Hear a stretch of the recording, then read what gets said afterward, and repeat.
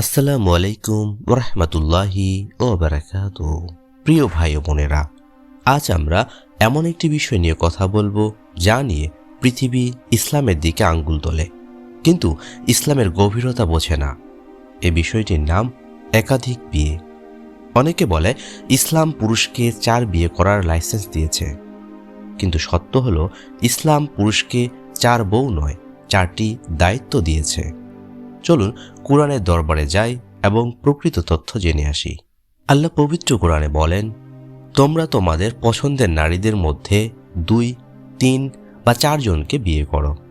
তবে যদি আশঙ্কা করো যে ইনসাফ করতে পারবে না, তবে একজনই যথেষ্ট। সূরা আন-নিসা আয়াত 3। এই আয়াতের মূল কথা 4 বিয়ে নয়, ইনসাফ। আল্লাহ বলেননি 4 বিয়ে করো, তিনি বলেছেন যদি ইনসাফ করতে পারো তবে। অর্থাৎ একাধিক বিয়ে অধিকার নয়, এটি পরীক্ষা। ইসলাম কেন বহু বিবাহের অনুমতি দিয়েছে? কারণ ইসলাম বাস্তবতার ধর্ম। 1, সমাজে নারীর সংখ্যা বেশি। যুদ্ধ, দুর্ঘটনা, দারিদ্র্য, অনেক নারী বিধবা হয়ে যায়। 2, এতিম ও বিধবাদের আশ্রয়। রাসূল সাল্লাল্লাহু আলাইহি সাল্লাম এর অধিকাংশ বিয়ে ছিল বিধবা ও অসহায় নারীদের সঙ্গে। নাম্বার 3, ব্যভিচার বন্ধ করা। ইসলাম বলে ইচ্ছা থাকলে হারাম পথে যেও না, হালাল পথে যাও। ইনসাফ কি? আল্লাহ পবিত্র কোরআনে বলেন, তোমরা নারীদের মধ্যে সম্পূর্ণ ন্যায় করতে পারবে না যত চেষ্টা করো না কেন। সূরা আন-নিসা আয়াত 129।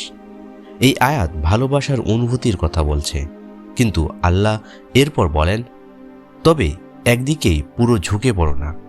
অর্থাৎ খোরপোশ, সময়, বাসস্থান, মর্যাদা সবকিছুতেই ইনসাফ করতে হবে।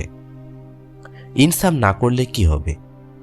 হাদিসে রাসূল সাল্লাল্লাহু আলাইহি সাল্লাম বলেন, যার 2 স্ত্রী আছে এবং সে একটির দিকে ঝুঁকে থাকে, কিয়ামতের দিন সে এক পাশ হেলে পড়া অবস্থায় উঠবে। আবু দাউদ। কি ভয়ঙ্কর দৃশ্য!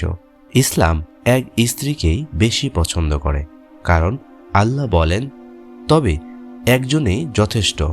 সূরা নিসা আয়াত 3।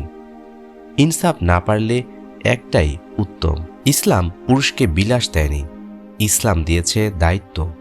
একাধিক বিয়ে ভোগের লাইসেন্স নয়, বরং এতিম, বিধবা ও সমাজের বোঝা বহনের দায়িত্ব। আল্লাহ আমাদের ন্যায়বান বানান। আমিন।